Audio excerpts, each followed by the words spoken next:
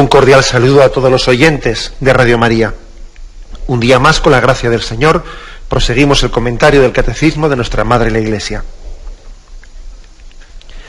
Recién comenzamos en el programa anterior la tercera parte del Catecismo, la tercera parte referida más a la moral, que tiene como título, así le ha puesto nuestra Madre Iglesia en ese Catecismo, a la moral la ha presentado bajo el hermoso nombre de la vida en Cristo.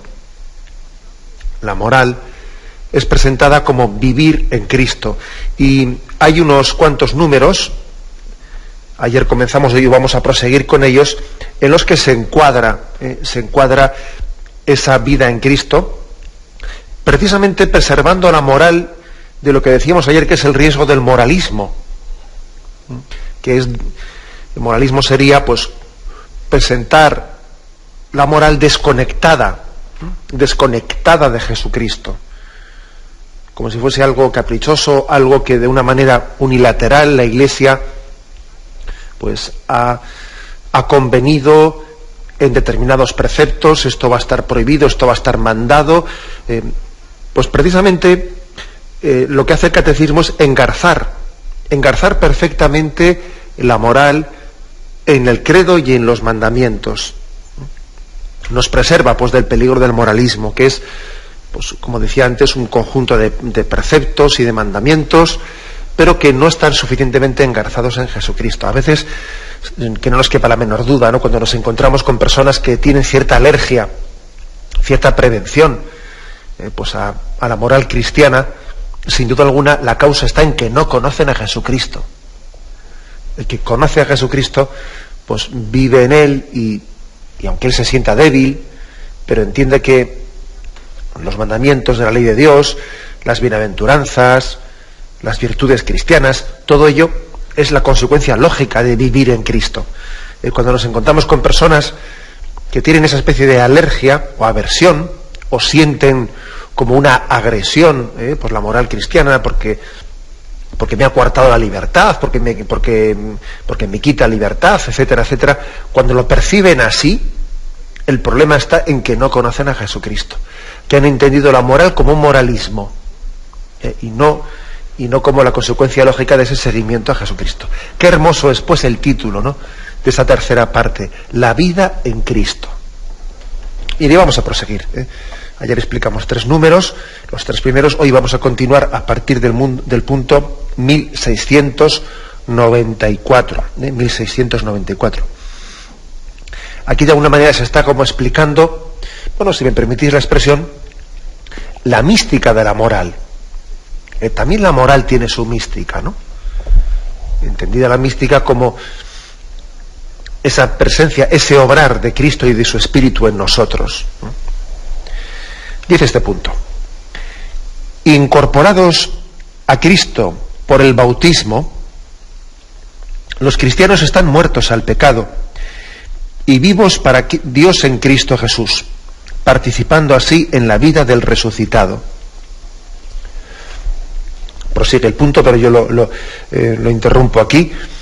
Incorporados a Cristo por el bautismo, es decir, la vida moral, la vida del cristiano, es un dinamismo que ha comenzado en el bautismo. El bautismo, lejos de ser como un día solemne, un momento puntual en el que alguien es llevado a la iglesia y ahí se le registra en sus libros, como uno puede pensar, ¿no? El bautismo pone en marcha un dinamismo, pone en marcha, pues, una vida de unión con Jesucristo. El bautismo nos incorpora a Jesucristo, nos incorpora a Él. Fijaros cómo dice aquí Romanos 6:5, texto que cita aquí el Catecismo. ¿O es que ignoráis que cuantos fuimos bautizados en Cristo Jesús, fuimos bautizados en su muerte? Fuimos, pues, con Él sepultados por el bautismo en la muerte, a fin de que, al igual que Cristo fue resucitado de entre los muertos por medio de la gloria del Padre, así también nosotros vivamos una vida nueva. Porque si nos hemos hecho una misma cosa con Él por una muerte semejante a la suya, también lo seremos por una resurrección semejante. O sea que el bautismo, como en su momento ya explicamos, ¿no?, cuando este sacramento fue explicado, el bautismo nos introduce, nos sumerge en el mismo misterio de Jesucristo. La vida de Jesucristo ha sido un misterio de muerte y resurrección. También el bautismo nos une a Jesucristo bajo esta misma suerte de Él, o sea, es correr la misma suerte de Él, morir para vivir. Jesús, que dijo: si el grano de trigo no cae en tierra y muere, no da fruto abundante, lo dijo en primer lugar por sí mismo. Ese principio se refería en primer lugar a Jesús. Si el grano de trigo no cae en tierra, no da fruto. Y además de decirlo por Él, también lo decía por nosotros, porque nosotros, al bautizarnos, estamos como viviendo, participando, está sucediendo en nosotros místicamente lo que sucedió en nosotros. Nosotros somos, al ser bautizados, en nosotros muere el hombre viejo para renacer el hombre nuevo. Nosotros morimos al pecado para nacer a una vida nueva, imitando a Jesucristo en su muerte y resurrección. Es verdad que es distinto, claro, porque Jesús no tenía pecado, era el santo de Dios y por lo tanto no tiene que morir al pecado, pero Él sí muere, y al morir ha cargado sobre Él el pecado y está sepultando el pecado, lo está enterrando, para que nazca, para que podamos nacer nosotros a una vida de santidad, a una vida nueva. Por eso dice aquí que hemos sido hechos una misma cosa con Él, por una muerte semejante a la suya, y también esperamos tener una resurrección semejante a la suya. O sea que el bautismo introduce en nosotros un correr la misma suerte que Jesús, un correr su misma suerte. Hay que morir para vivir. Y ese hay que morir para vivir no solo se refiere a ese morir que tengamos al final de nuestra vida, en ese momento, pues eso, con los años que el Señor nos llame a partir de este mundo, o sea, a salir de este mundo e ir a la vida eterna. No se refiere solo a eso, lo de hay que morir para vivir. Se refiere a que ya, en este momento, yo tengo que morir para vivir. Tengo que morir al pecado. Y si no muero al pecado, no vivo, no soy feliz, no vivo para la vida eterna. Porque la vida eterna ha comenzado ya aquí. Está incoada en nosotros, ¿no? Está aquí presente. Luego ese hay que morir para vivir no se refiere solo a la muerte física, sino se refiere también a esa transformación espiritual que tiene que irse dándose en nosotros durante toda esta vida. Hay que morir para vivir. Si yo no muero al pecado, no voy a ser feliz. La vida de gracia se va a frustrar en mí, se va a frustrar. Esta es la primera afirmación, ¿no? Incorporados a Cristo por el bautismo. En el bautismo comienza la vida moral. Allí comienza. Solo que claro, que nosotros la moral, pues a veces la hemos reducido más pues a la presentación ascética que la mística. Sabéis que la ascética y la mística pues son dos dimensiones de la vida moral, ¿no? La ascética subraya más pues el concurso de la voluntad, la voluntad tiene que colaborar con Dios pues para mortificar el pecado, etcétera. La ascética subraya más la colaboración del hombre, y la mística subraya más pues el don gratuito de Dios que con su gracia nos santifica, ¿no? Ahora, hay que decir que la ascética y la mística pues son dos cosas que no están separadas, ¿no? O sea, es imposible que nosotros veamos una obra en nuestra vida que digamos, mira, esto ha sido por el camino de la ascética, esto ha sido por el camino de la mística. No, de hecho, en nuestra vida diaria la ascética y la mística están mezcladas, y las cosas son un don de Dios, un don gratuito, al mismo tiempo que suscitan en nosotros una colaboración con nuestra voluntad. La ascética y la mística pues están mezcladas, ¿no? Bien, pero el hecho de que esta vida moral comience en el bautismo, y que en el bautismo, sobre todo los que hemos sido bautizados de niños, allí no tuviésemos, digamos, colaboración de nuestra voluntad, porque no éramos capaces de colaborar, allí todavía se subraya mucho más la mística que la ascética, claro, porque en ese momento, cuando éramos unos niños recién nacidos, todavía el hecho de que un niño se bautice de esa manera subraya mucho más que la vida en Cristo, antes de ser una respuesta mía, antes de ser una colaboración mía, es una elección gratuita de Dios. Se subraya la prioridad de la mística sobre la ascética, o sea, se subraya la prioridad de la elección de Dios sobre mi respuesta. Solo dice el Evangelio: no sois vosotros los que me habéis elegido a mí, soy yo el que os he elegido a vosotros. Que cuando algunos dicen: ¿y por qué se bautizan los niños de pequeños si ellos todavía no son capaces de elegir, no son conscientes y tal y cual? Pues precisamente por esto, para subrayar que el don de Dios es un don gratuito, que precede al mérito, precede a la colaboración de nuestra voluntad. El don de Dios nos precede y precisamente posibilita el don de Dios que luego nosotros colaboremos con él, ¿no? El hecho de que bauticemos a un niño recién nacido, etcétera, subraya pues que somos conscientes de que la salvación es un don que nos supera y que no es fruto, no es proporcional, ¿no?, ni al mérito del hombre ni a la colaboración del hombre, o sea, que supera, es un don venido de lo alto, ¿no? Bueno, pues aquí está, insisto en esto, incorporados a Cristo por el bautismo. En el bautismo comenzó la vida moral, más como un aspecto místico, pero también como un aspecto ascético, en la medida en que uno, según va creciendo, tiene que ir él incorporándose a ese misterio de ir muriendo al hombre viejo, ir muriendo a su pecado, para permitir que comience a renacer, comience a resucitar a una vida nueva, para permitirle a Cristo que viva en mí. Y de esa manera se participa de la vida del resucitado. Dice aquí Colosenses 2:12. Porque en él reside toda la plenitud de la divinidad corporalmente. Y vosotros alcanzáis la plenitud en él, que es la cabeza de todo principado y potestad. En él también fuisteis circuncidados, con la circuncisión no quirúrgica, sino mediante el despojo de vuestro cuerpo mortal, por la circuncisión en Cristo. Sepultados con él en el bautismo, con él también habéis resucitado por la fe en la acción de Dios que resucitó de entre los muertos. Vosotros estáis muertos en vuestros delitos y vivificados juntamente con él. O sea que se subraya aquí eso de que hemos sido sepultados en el bautismo y hemos resucitado a una vida nueva. O sea, es participar de la vida del resucitado.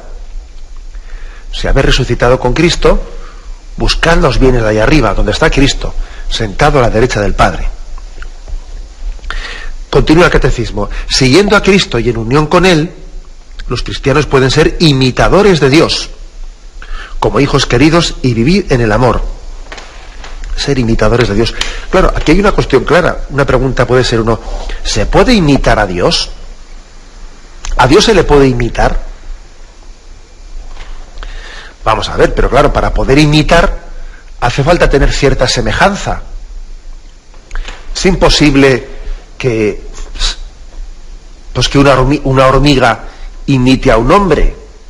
No es imposible. Para poder imitar hace falta una cierta semejanza. Entonces, ¿cómo puede el hombre imitar a Dios?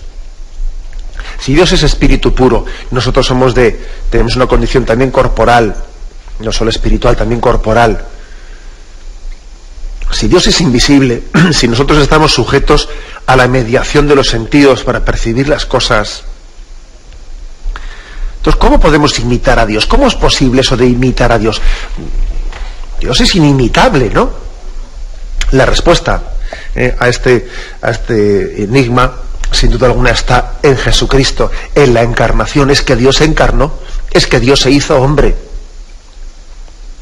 Es que ese Dios que es inalcanzable para nosotros y por lo tanto inimitable, ha tomado el rostro humano, cognoscible, tangible para nosotros, en Jesucristo. Y a Jesucristo sí le podemos imitar. Pues eso, acordaros de que, bueno, uno de los libros que más tirada han tenido y que más divulgados han sido, dicen que el libro que más divulgación ha tenido en la historia de la Iglesia después de la Biblia fue ese libro de Tomás de Kempis, que se llama Imitación de Cristo. Imitación, que se suele vender así en un formato pequeñito, eso es un libro de bolsillo muy pequeñito. El Kempis se le llama, o la Imitación de Cristo. Bueno, es que es curioso que se le pusiese ese nombre, ¿no? La imitación de Cristo. A Cristo se le puede imitar, sí. Se le puede imitar gracias a su encarnación, gracias a que en Cristo lo invisible de Dios se ha hecho visible y por lo tanto se ha hecho imitable. Es más, nos invita a que le imitemos. Nos dice: seguidme, aprended de mí. O sea que, claro que nos invita a imitarle. Y dice: si al maestro le han, también a vosotros. Es decir, hay un claro deseo de Jesús de ser imitado, de ser seguido. Aquí se nos dice Juan 15:5, en esa imagen de la vid y los sarmientos: permaneced en mí y yo en vosotros. Lo mismo que el sarmiento no puede dar fruto por sí si no permanece en la vid, así tampoco vosotros si no permanecéis en mí. O sea que estamos llamados a imitar a Jesucristo, pero a imitarle no desde fuera, sino desde dentro, permaneciendo unidos a Él. O sea, imitarle a Cristo más en lo interno que en lo externo. Aquí, cuando entendemos por imitación, podría ser eso, bueno, un riesgo. De hecho, me estoy acordando ahora de la figura de San Ignacio de Loyola, que en ese deseo de seguir a Jesucristo, seguir sus huellas, imitar a Jesucristo, hubo un momento en que él pensó en irse a Tierra Santa, ¿no? Y vivir en Tierra Santa. Y pues vivir en las mismas calles, más o menos haciendo las mismas cosas que Jesús hizo, ¿no? Pues 1500 años antes que San Ignacio. Y él tuvo un concepto al principio de imitación de Jesucristo, pues un tanto externo, ¿no? Bien, pero no es eso. Luego el Señor le fue purificando a Ignacio de Loyola y él cayó en cuenta que la auténtica imitación no es una imitación externa, es una imitación interna, de procurar los mismos sentimientos, ¿no?, que Jesucristo, es decir, procurar estar unido a Él. Y se dio cuenta que el Señor pues no le quería allí viviendo por las calles de Jerusalén, que le quería aquí, pero viviendo movido por el Espíritu de Cristo. Esa es la auténtica imitación. Bueno, pues se nos invita pues a ser imitadores de Dios como hijos queridos. Eso lo dice Efesios 5:1. Sed imitadores de Dios como hijos queridos, conformando sus pensamientos, sus palabras y acciones con los sentimientos que tuvo Cristo. Filipenses 2:5, ¿no? Dice: tened los mismos sentimientos de Cristo, y siguiendo sus ejemplos, ¿no? O sea, estamos, por lo tanto, hablando de una... Porque es verdad que la palabra imitación puede tener un poco, pues, una comprensión muy superficial. Eres un copión, se dice. No haces más que imitar al otro. Y cuando se dice esa palabra, se está como diciendo que, bueno, pues es que si el otro se ha vestido un vestido, tú también te lo pones, ¿no? Estás imitando, le parece que tienes una especie de envidia. O sea, la palabra imitar tiene una mala prensa, ¿no? Una mala prensa. Pues fíjate, este pintor está imitando a otro, ¿eh? Bueno, es cierto que la palabra imitación puede ser interpretada de una manera incorrecta, superficial. Purifiquemos eso. Purifiquemos, porque nosotros, cuando hablamos de imitar, no estamos hablando de que uno deje de ser el mismo. Cuando hablamos de imitar a Cristo, no estamos hablando de que uno pierda nuestra personalidad. No. Cristo, Él precisamente quiere que seamos maduros, quiere que crezcamos, quiere que seamos nosotros mismos. Jesús no ha venido a anular nuestra personalidad, no, ha venido a fortalecerla. A fortalecerla. La imitación superficial precisamente se caracteriza porque a uno le falta personalidad y está copiando aspectos externos de la otra persona. Y si el otro habla así, él también quiere hablar así. Y si otro viste de una manera, tiene envidia y se compra la misma ropa. La imitación superficial se caracteriza pues porque alguien pues no tiene, digamos, una personalidad fuerte. Ahora, la imitación a Jesucristo se refiere a que Cristo mismo quiere que nosotros crezcamos, que nuestra personalidad sea más fuerte, más madura, y que nuestra imitación consiste en adecuarnos, conformarnos con los sentimientos de Jesucristo, con unos sentimientos que anteponen a todo la gloria a Dios y el amor a los hermanos. Es más una imitación interna que una imitación externa. Por eso San Ignacio de Loyola hablaba tanto en sus meditaciones de la importancia de conformarnos interiormente a Jesucristo. Bueno, aquí se ofrece Juan 13, 12, 16, que es el episodio del lavatorio de los pies.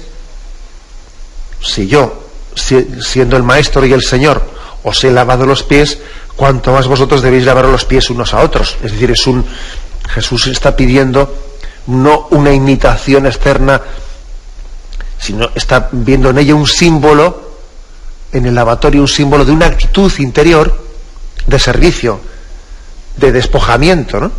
De prontitud para entregarnos unos a otros por amor. Ese es el tipo de imitación que Jesús quiere, ¿eh? No una imitación pues exteriorista, sino una imitación que supone el conformar nuestro corazón con el de Jesucristo, dispuesto a entregarse por amor a sus hermanos, ¿no? Bien, tenemos un momento de reflexión y continuamos enseguida. Continuamos con el punto 1695. Estamos en este programa, decíamos, haciendo una introducción a la presentación de la moral cristiana, una introducción que bien podíamos llamar como la mística de la moral. La mística de la moral, aquí sí hemos insistido mucho en el punto anterior, en la imitación a Jesucristo, pero no una imitación exterior, sino una imitación, como decía San Ignacio de Loyola, el conocimiento interno del amor de Cristo, es conocer internamente a Jesucristo, ¿no? E imitarle en las actitudes de su corazón. Dice el Evangelio: aprended de mí que soy manso y humilde de corazón. Imitar a Jesucristo pues no es ponerse una túnica como él tuvo, o tener un pelo largo, o no sé qué, no. Imitar a Jesucristo es imitar esas actitudes internas del corazón de Jesús, ¿no? Bueno, supuesto eso, damos un pasito más. Y el punto 1695 dice: justificados en el nombre del Señor Jesucristo y en el Espíritu de nuestro Dios, santificados y llamados a ser santos, los cristianos se convierten en templo del Espíritu Santo. Entonces aquí, esta es una de las claves. Interrumpo aquí, luego seguimos leyendo, pero esta es una de las claves de la moral cristiana. Para entender la moral cristiana hay que entender que, habiendo sido justificados por Jesucristo, Él nos ha, con su muerte y resurrección, nos ha santificado y nos ha llamado a ser santos, las dos cosas, ¿no? Por cierto, esto podría parecer una contradicción. ¿Los cristianos somos santos o estamos llamados a ser santos? Las dos cosas. Somos santos ya, Cristo nos ha santificado, y al mismo tiempo estamos en proceso de santificación. Las dos cosas son verdad, ¿eh? Es verdad que somos santos a un nivel, pues podríamos decir más, pues de la iniciativa divina. Objetivamente hablando, Él nos ha justificado, Él nos ha santificado, nos ha comprado el precio de su sangre. Pero es verdad que a nivel subjetivo a nivel nuestro personal estamos en camino de santificación porque todavía no nos hemos apropiado suficientemente de esa santidad que Cristo nos ha obtenido con su muerte en la cruz. Y luego hay un proceso ahora de personalización, de hacer nuestra esa justificación de Jesucristo. Luego somos santos, pero estamos llamados a serlo. Las dos cosas son verdad en dos niveles distintos. Bueno, entonces, porque Jesucristo, ¿no?, nos ha santificado y nos ha llamado a la santidad, resulta que somos templo del Espíritu Santo. Y esta es una clave importante, una clave muy importante de la moral cristiana. Sin esto no se entiende lo de la mística de la moral que decía yo antes. Para entender la mística de la moral hay que decir que somos templo del Espíritu Santo, que Dios vive en nosotros. Luego, en el fondo, ser cristiano es tanto como decir, deja que Dios haga su obra en ti. Deja que Él viva en ti. Y no pongas obstáculos a su obra, ¿no? Ayer decíamos que era imposible vivir en presencia de Dios y pecar, que eso es imposible. Uno, para poder pecar, tiene que haber comenzado por dejar de estar en presencia de Dios. Como ocultarse, ¿no?, de la presencia de Dios. Bueno, pues aquí la mística de la moral, la clave para entender esta mística de la moral está en decir, es que somos templo de Dios, Dios habita en nosotros. Luego, lógicamente, si vivimos esa presencia de Dios en nosotros, pero lógicamente, pues tenemos que tener una vida moral de santidad. Esa es una afirmación muy importante. Y luego continúa. Este espíritu del Hijo, ese que habita dentro de nosotros, nos enseña a orar al Padre. Nos enseña a orar. Gálatas 4:6 dice aquí: la prueba de que sois hijos es que Dios ha enviado a nuestros corazones el espíritu de su Hijo, que clama, Abba, Padre. O sea que nosotros, como Dios inhabita dentro de ti, Él te enseña a orar. El Espíritu te está enseñando a orar y a dirigirte a Dios como Jesús se dirigía a Dios Padre. Aquí hay una escuela de oración.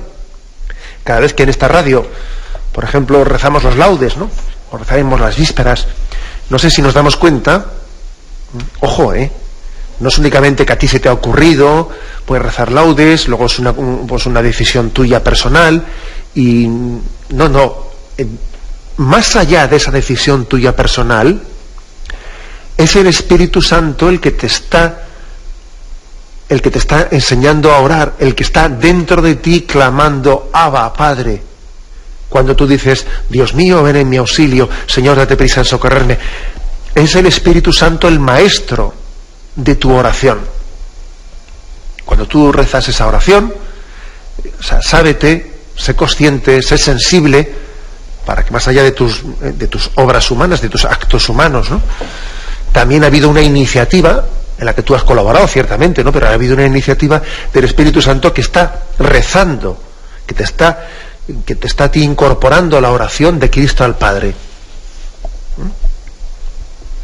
Por tanto, cuestión clave, el Espíritu Santo inhabita en nosotros, nos enseña a orar, y luego dice también, y haciendo vida en nosotros, les hace obrar.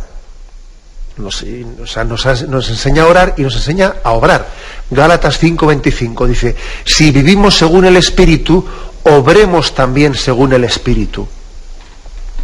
Luego, insisto, la vida moral cristiana consiste en que el Espíritu Santo obre a través nuestro,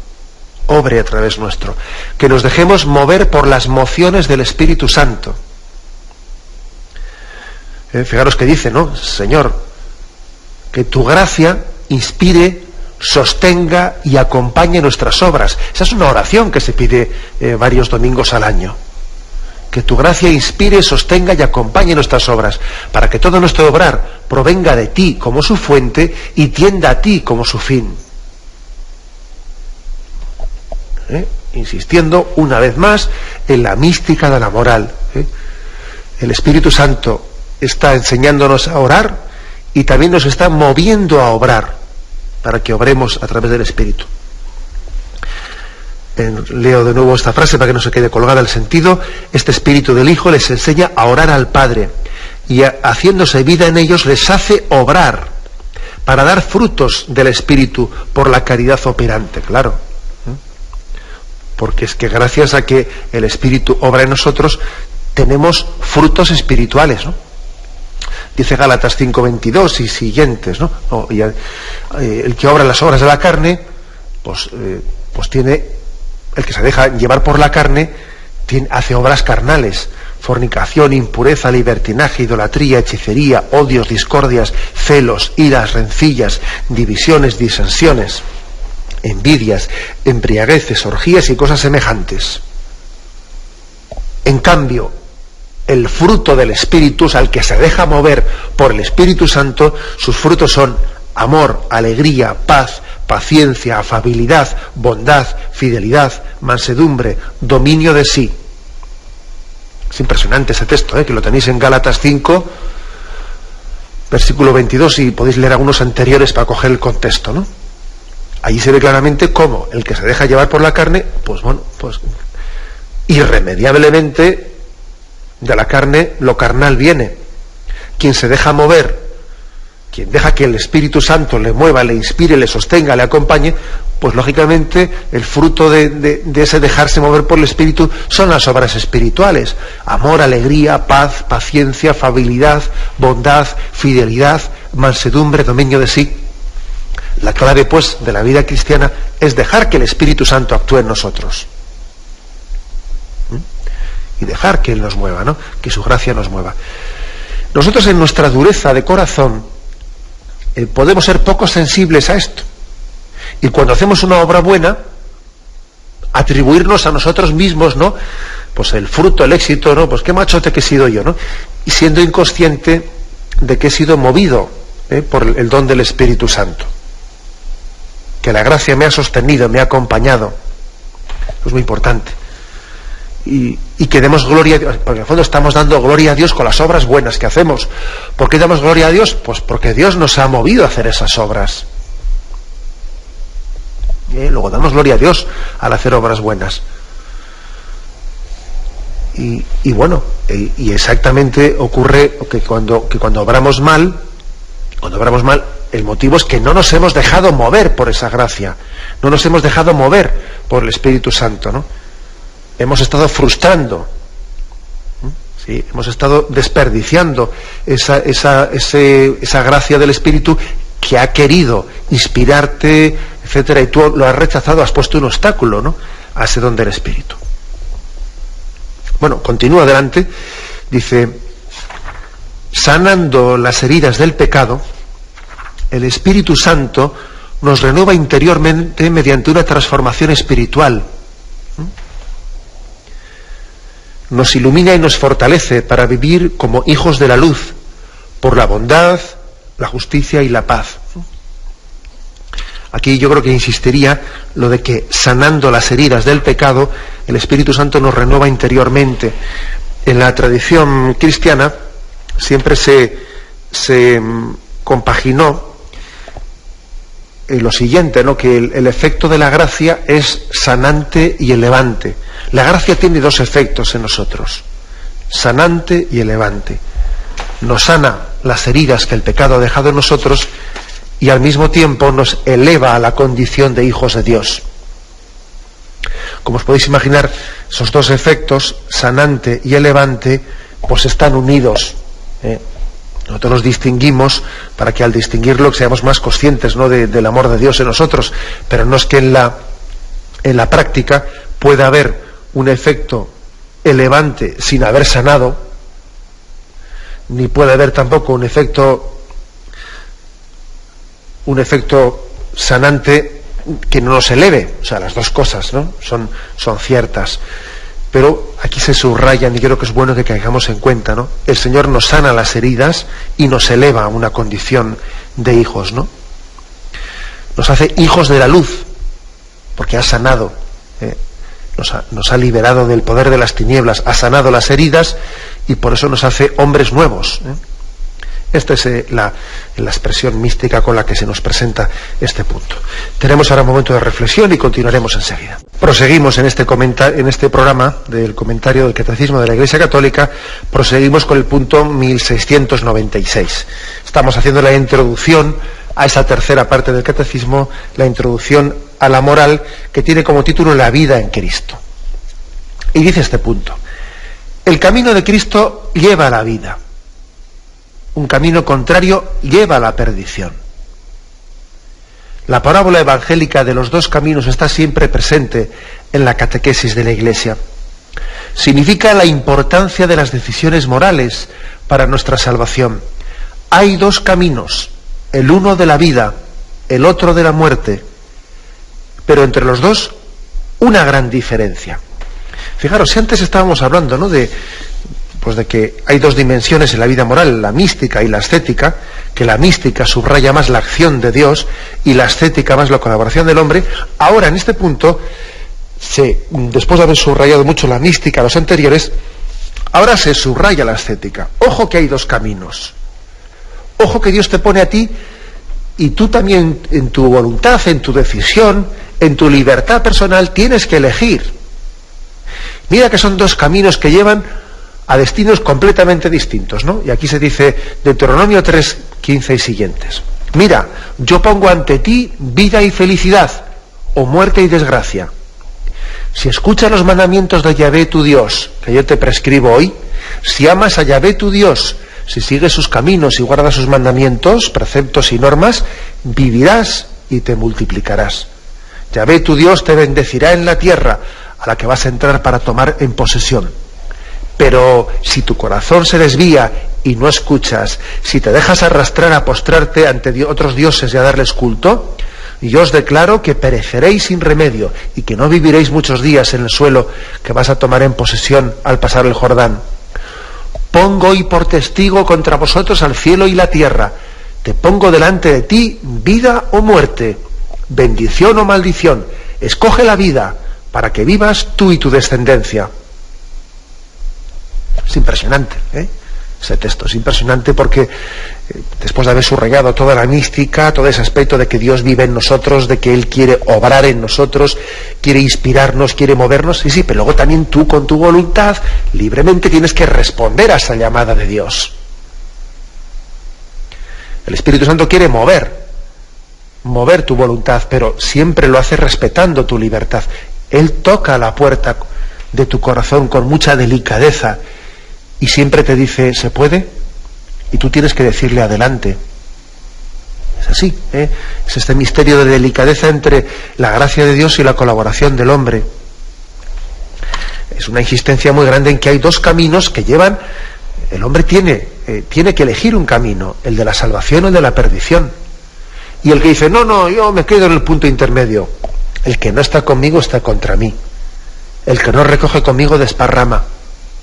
Y el que quiere quedarse en ese punto intermedio de no querer elegir, ya está eligiendo.